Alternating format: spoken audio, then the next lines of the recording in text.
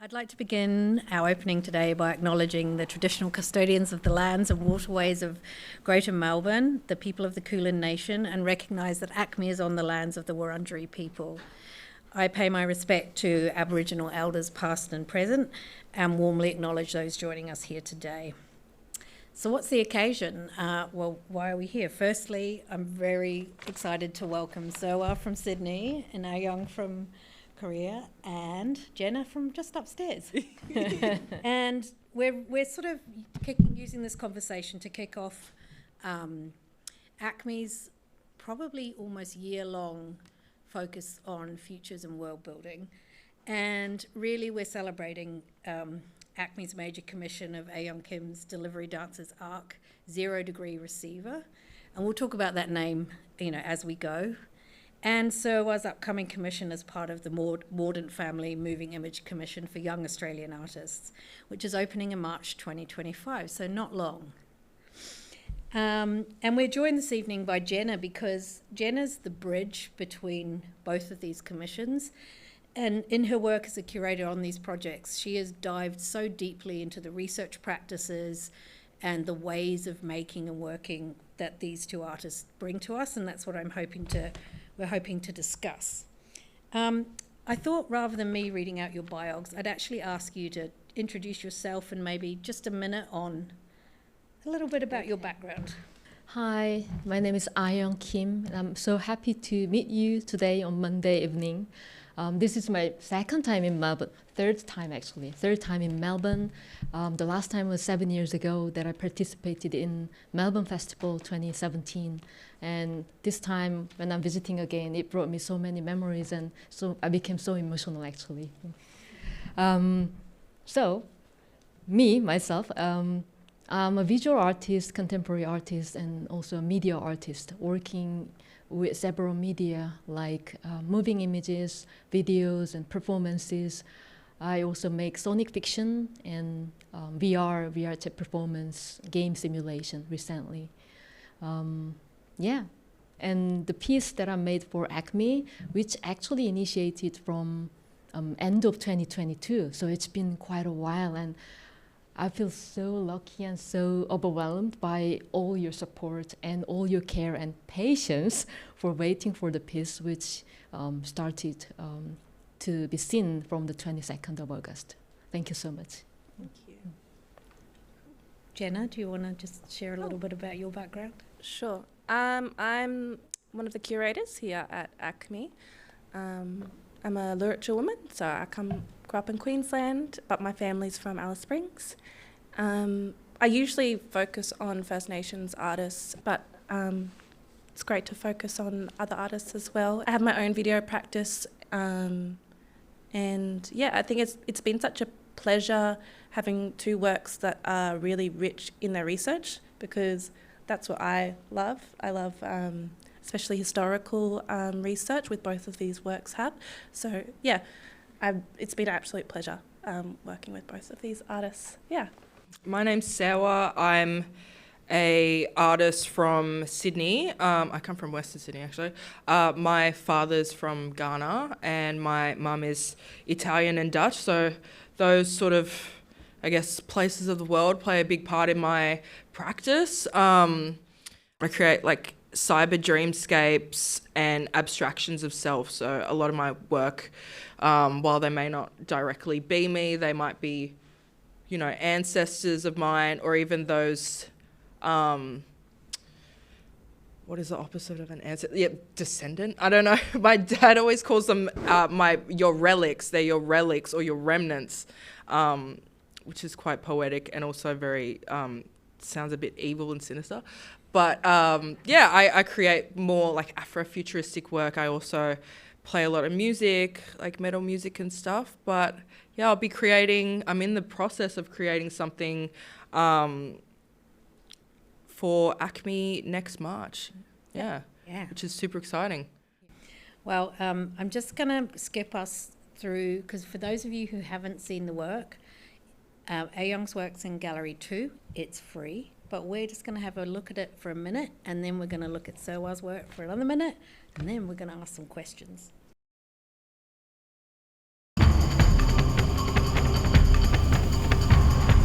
많은 시간들이 사라졌고 일부는 남아있어.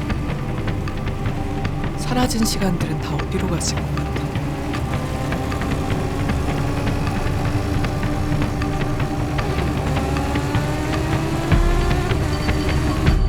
앤스톤, 이제 기억났어. 이 연속적 가능에 무한해서 나는 영원히 너를 죽여. 사라졌고 일부는 남아있어. 사라진 시간들은 다 어디로 갔을 것 같아. 장어의 계절, 박수치기의 계절, 자작나무 속껍질의 달, 바람의 달, 까마귀의 달, 꿀닭이 조는 달, 벌거숭이 나무의 달.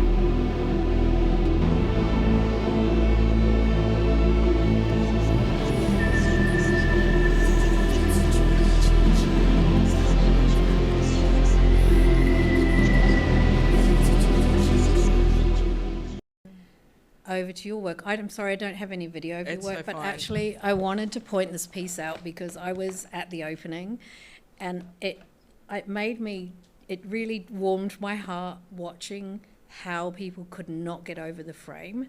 And it's like they'd never seen e-waste or they'd never, and I was Most reading. of them haven't. It's I a know. crazy thing. And I was reading a review, and apparently you won best frame of the Biennale as well. Oh, okay. I didn't Yeah. know that. I had no idea. Okay.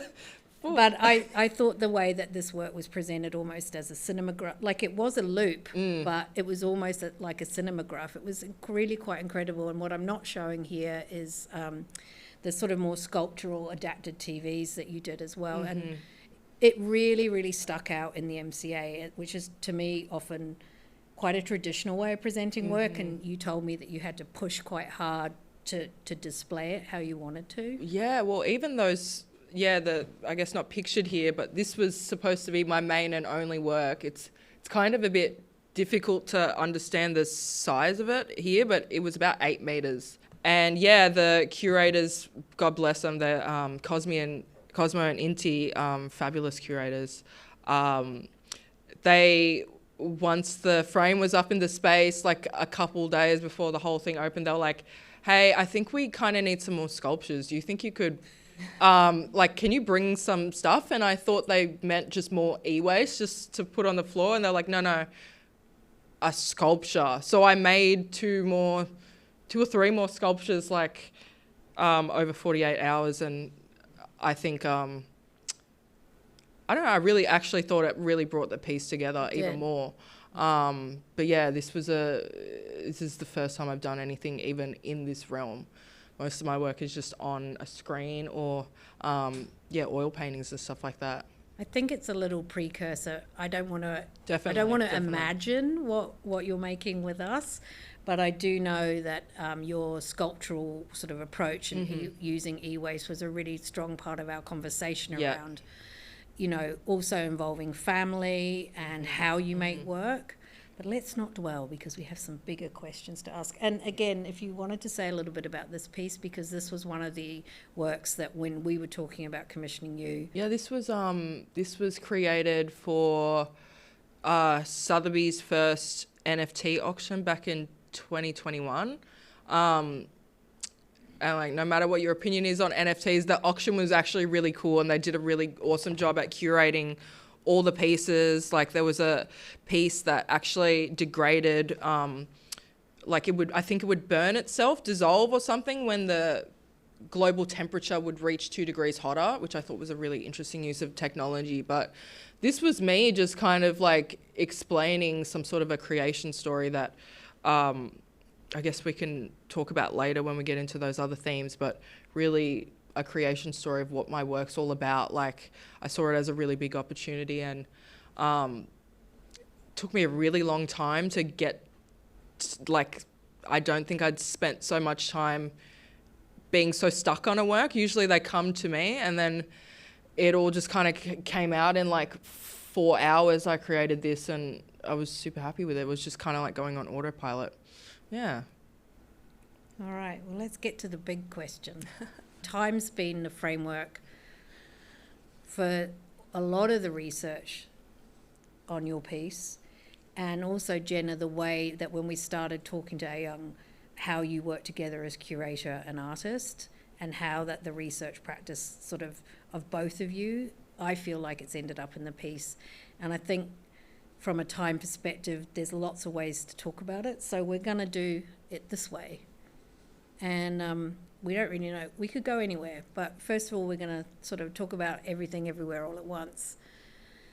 That the sort of multiverse concept and that parallel worlds and quantum worlds, and with quantum compute, you know, really pushing forward right now, and artists like Libby Heaney doing work like they're doing, I really wanted to sort of you to talk to us about the worlds that you've built for this piece, and why you wanted to have simultaneous, and why you wanted to you know, think about possible world theory. The Deliberate Dances R 0 degree receiver has got a precursor. It's called Deliberate Dances Sphere, which was made in 2022.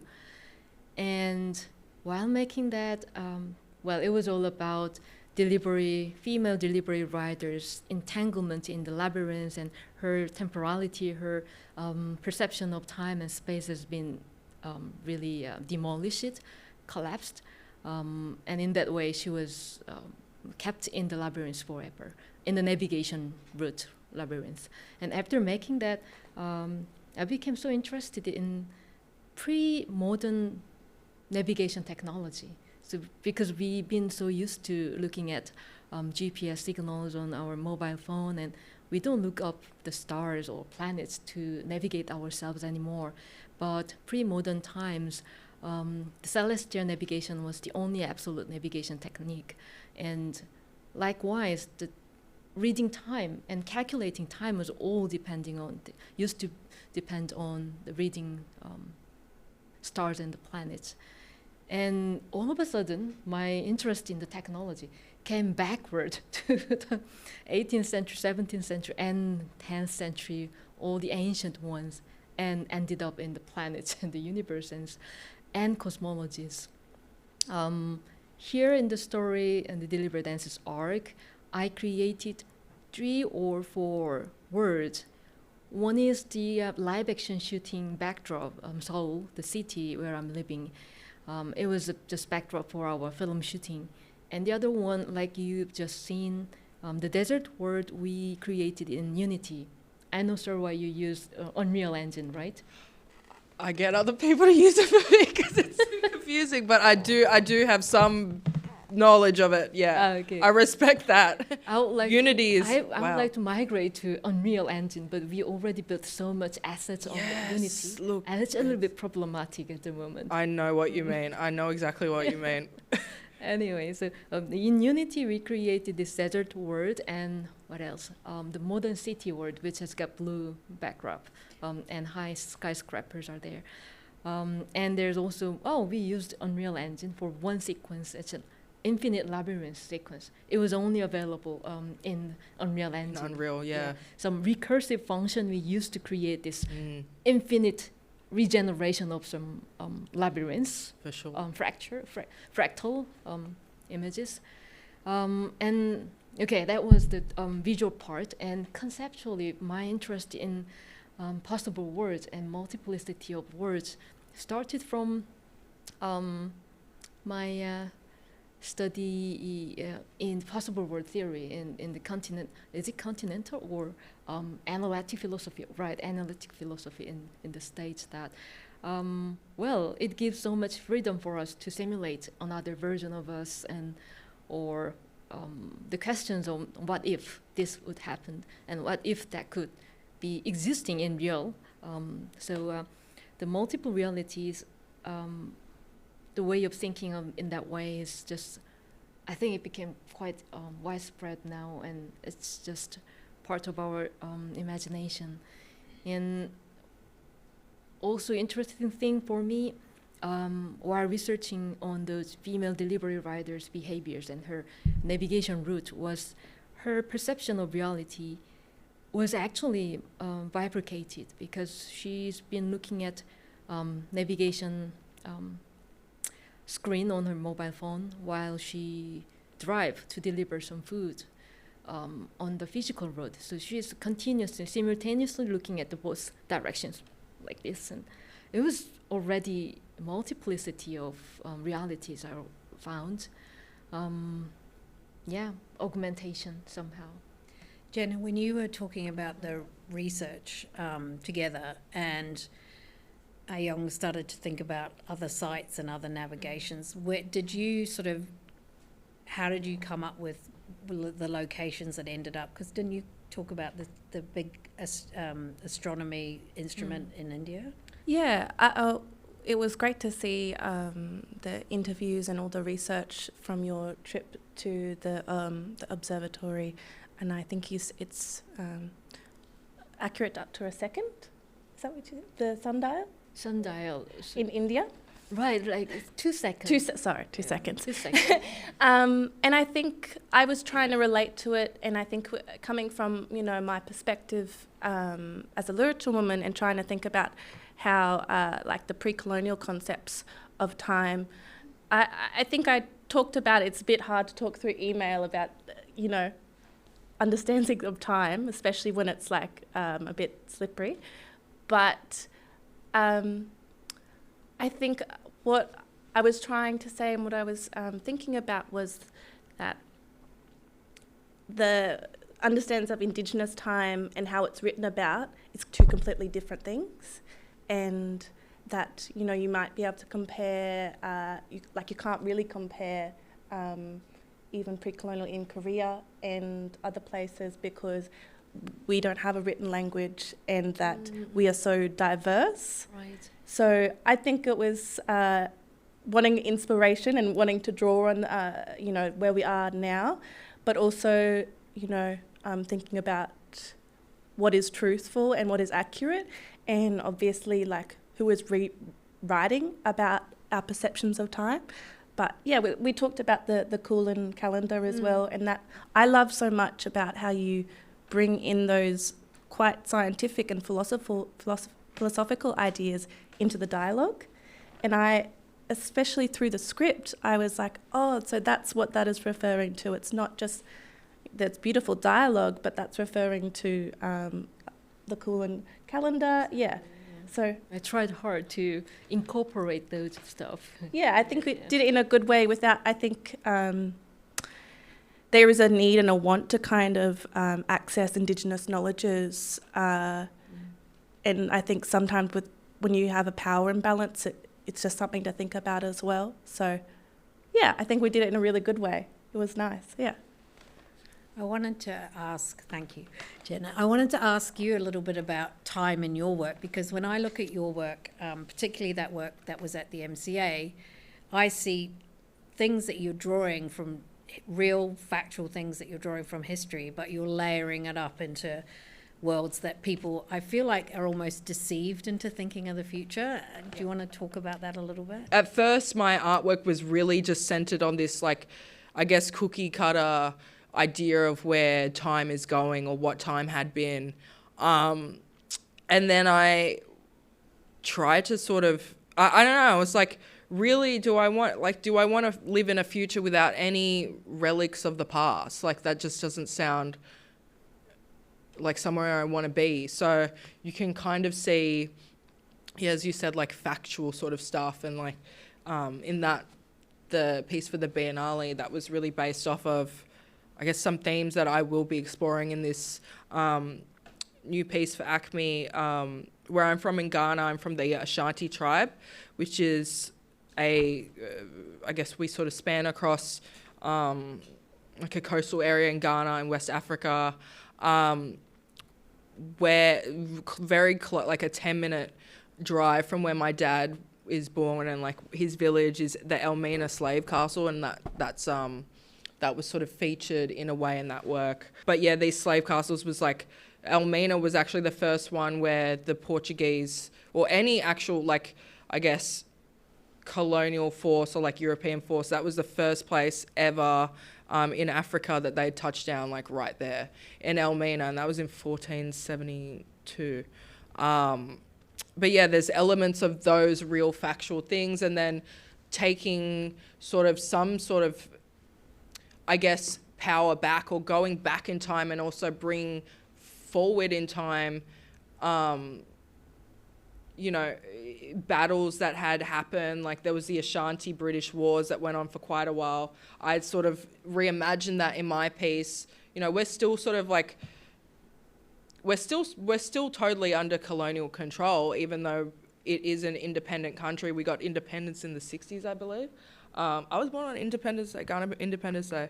But yeah, like we still suffer from the consequences of colonialism now with, you know, the e-waste that I talk about and things like that. So really fighting those battles that have already happened, but in a, you know, a future context, and actually winning that battle for good. That's why you see those shipping container ships sailing off, and, you know, she does look quite sad, but there is some sort of fight still left in her. That's, yeah, reimagining things that have happened in a way that I sort of picture in my mind, you know? I think also putting in perspective what bigger time is, because, you know, in Australia and a lot of colonies, the perception of time is like 500 years ago is a long time. Yeah. And it's like when you have non-written cultures, it's like that's nothing, but it's but a blip in it. Exactly. And I think your work really brings into these really big, important events that have shaped the nation and country in that area of the world, and yeah, kind of colliding and 100%. bringing it like center. One of the things that strikes me about both of your work is that there's largely female protagonists in it. There's a sense of really enticing beauty in it, and there's also this slippage between edges. So there isn't the hard edges to the work, and I use the word slippery quite intentionally because there's got to be a way for us to start to sort of move between all of these constructs that we have with, you know, particularly the gig economy, particularly when you talk about bifurcated realities. It's like, how can you create some stories and some protagonists and maybe still use the, you know, the sort of hero's journey as a structure in your work? And I think why I liked your two protagonists and the nature of the work being a sequel, their relationship really shifts in this piece. I'd love you to talk about that relationship piece. Right. In the previous version, the first iteration, Deliberate Dancer Spear, their relationship, the two identical looking women called Ernst Mo and Anne Storm, these are actually anagrams of monster, the term monster. I wanted to play with it, the term. And their relationships are quite subtle and quite uncertain, even though they long for each other, they want to be together, they are curious about each other, especially the main protagonist, Ernst Mo. But somehow it became quite tragic end. But in this fiction, the sequel, their relationship develops a little bit. They realize, the protagonist, Ernst Mo, realized that they've been having so many past or parallel existence in many realities, so that they could be in any kind of relationship, even though it doesn't say that much. And here, they are not even ordinary career riders. They are doing some secret agent job to prevent time, temporality, implementation, transplantation from another possible world, from unknown entities called the timekeepers. Well, it's an obvious, kind of very direct analogy to the modernity and modernization itself. By transplanting the time and the calendars, Gregorian calendars and temporality, the power could traverse and invade other territories. So in that sense, not only physicist sense, the time and space are the same. By implementing time, they can actually invade the space. So time comes first and the space comes next. So so the two protagonists, they are trying hard to prevent the time invasion, and the story goes on. But to me, that speaks about complying, right? Yeah. And by using the ancient sort of time instruments, to me, we're talking about structures of control and foundations of labour and how we give control to others. And in a way, you were talking about control as in the female figure in that last work. She's taken control of the scene. There's no doubt about it. Oh yeah. She's challenging what's going to happen next, and she's leading it. I would really love it if you could talk a little bit about the mechanics of control and release in your work, and maybe in how you work, because it's a really important way to think about making work as an artist is control. For me, my artwork was pretty much the only thing I could control for a very long time. Like, so I actually started off with oil painting. Both my parents are, I guess, more traditional artists. My dad is a sculptor. He sculpts out of metal, like reclaimed metal and stuff. And my mum was like a traditional, but before Photoshop and stuff, she was a graphic designer, and then she did like textile work and stuff. So they just encouraged me to do physical art, and I started oil painting, and I really loved it.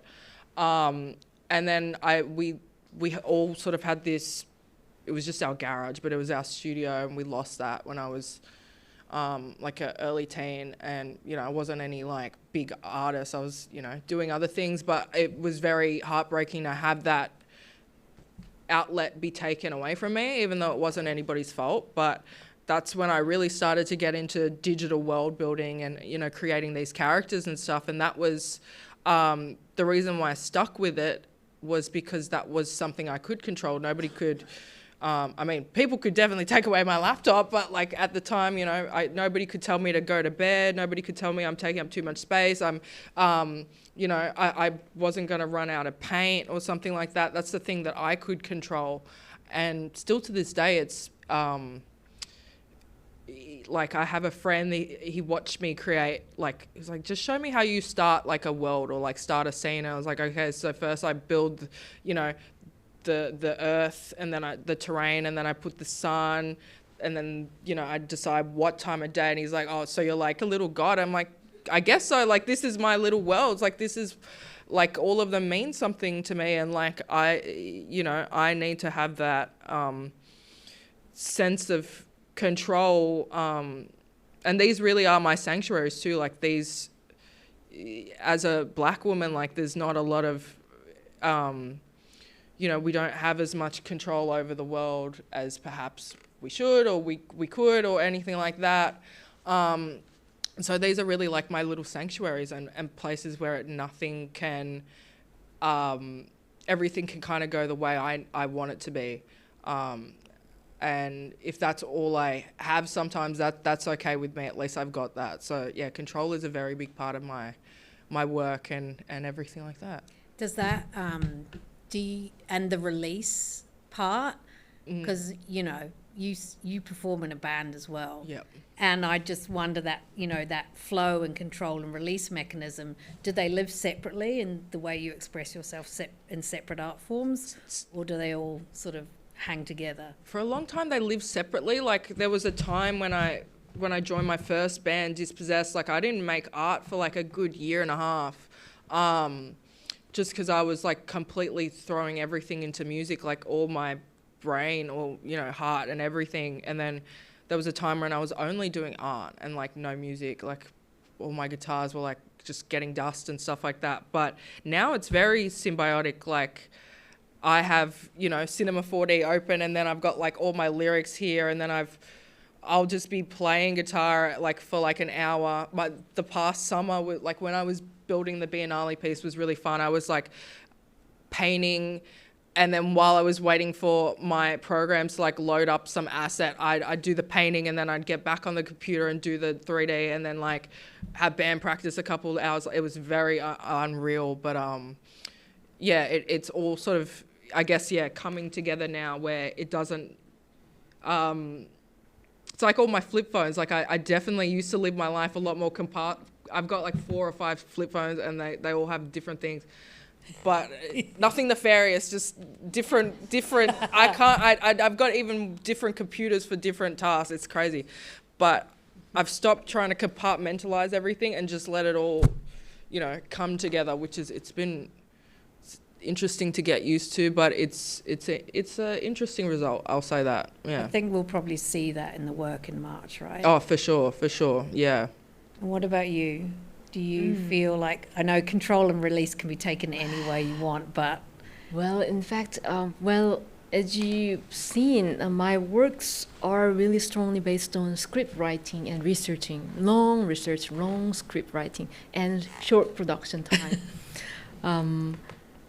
But it's really slippery, even though I make this, from the scene 1 to scene 17, in this case I think it was scene 13 or something.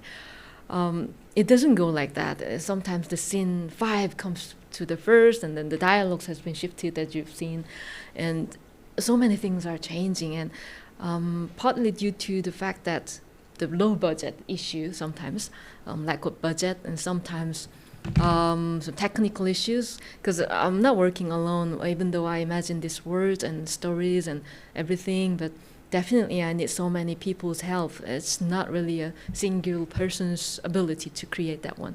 It's a collective working process, and I am good at listening to other participants' talks. I don't insist my intention, because in that way, if I do, then it will be disastrous. Really? Because there are lack of resources, then if I insist some things which is insane, then it will make everyone in trouble. So I would rather listen to everyone's voices and then decide. Well, that's very kind of you. Well, otherwise... Yeah, it's true. There's a lot of complication. Extension of time and waste. For people who haven't seen the work, your work lives between live action, traditional animation, and and games engine as well. And the work downstairs has all three of them. Again, slipping between all three, which I think it's a rare feat for people to tackle that many sort of formats coherently and consistency in one. And that's, again, that slipping between worlds. It feels comfortable and doesn't feel awkward and strange and like a facsimile. I think I wanted to ask about how you see your power in creating futures, because I'm really motivated by collective practice, because I came up in collectives. I think that there's always more than one person behind a great artwork. And, you know, in order to create sort of futures where we can actually have a viable future on this planet that has some hope and some joy and some possibility, that I think there's a power in that. And I just wonder, as artists working today, how you feel you can take power, share power, and, you know, why you want to create future worlds. How do you think? Yeah. I'm quite skeptical about the power. Well, you can be. I mean, being an artist for like 17, 18 years, and, I know the whole struggles and hardships, and, it was like, almost like the world was shouting at me, you don't have power. Yeah. But gradually, it's really audience's power, and then the people's public power who listen to the stories and voices, and then the accumulation of this listening makes the power on the artwork itself, and then it can animate somehow. Yeah. No, taking power is a kind of staunch way to put it, but I feel it's important for artists to take keep the power how they can. Keep saying and keep pushing something. Yeah. What about you, Serwah? For me, it's sort of ebbed and flowed. You got to just have the mindset of nobody else is going to do it. You've got to do it yourself. Yeah. So I don't know. I got kind of tired of saying, like, while I think dystopia is like important to think about as well, because it is very real, and I really feel like we, you know, again, growing up on all these crazy movies where it's just like scorched earth and everybody suffering and stuff, we kind of do live in that world in a way. We just don't have flying cars and stuff like that yet. And I was like, you know what, do I really want to live in these worlds? Like, as much as I love these movies, I think I want to try and build these better worlds, or these like more aspirational sort of things, and that's kind of where I've landed with my work and my mindset as an artist. I would also say that visually, just because it is, you know, a hopeful and very poppy kind of beautiful worlds that you create, you are talking about those things in the world as well. 100%. And, you know, talking about power and control and going back to the characterization of both of your works, I think what I thought was really interesting is that you've both kind of chosen stories or people and to give them power. Like yours is, you know, thinking about that, the start of when Africa was carved up for Europe, and thinking about the e-waste. And, you know, Keri said before, you know, that's not something that we see, the e-waste. It's because it's shipped over to Africa. Yeah, it's because we don't see things. And we need, and because it's shipped over there, that's our constant need to recreate. If it was here, it would be like, why are we making so much more? Yeah. And it's like we kind of need that to be over there so we can have this like constant new. 100%. But, and also back to the first iteration of the work and thinking about gig workers, that's what you know, their kind of stories is not really thought about. And also, you know, is it even employment? People don't even say that is it employment, you know? Yeah, exactly. So I think thinking about power and what you choose to play with and within your work is, it's like you're thinking about the future, but it's always about the past. Yeah, everything, everywhere, all at once. Can I ask one other similarity between both of your work is the kind of internet subculture? Oh my and like God, you talk that's about the, like yours is about like, you know, Sakawa. Yep. The spiritual kind of like Ghanaian internet magic, yeah. Which I love. And I love the work. It's kind of like putting that center stage and kind of giving it the credence that it deserves. Because like you may as well, the word magic is like a bit not really what it is. And I find that when we're talking about like indigenous spiritual things, I'm like, magic doesn't really kind of convey exactly what we're talking about. And the app that is on in the work references the Indonesian. Oh, right.